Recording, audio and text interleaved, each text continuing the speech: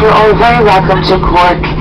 For your continued safety, we'd ask you to please remain seated with your seatbelt securely fastened until the aircraft has stopped moving and the engines have been switched off. Please do not turn on your mobile phones until we have opened the doors here at the front. We'd ask you to check the overhead bins and the seat box in front of you for your personal belongings before leaving the aircraft. And be careful when opening the overhead bins as items which became displaced during flight may fall out, causing injury to you or to another passenger around you.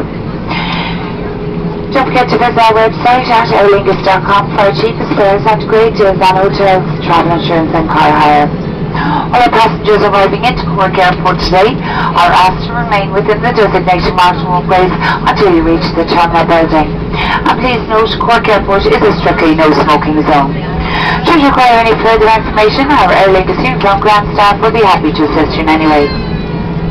Finally, ladies and gentlemen, on behalf of Captain Tony Scannell and all the crew, we do thank you for flying to Aer Lingus today.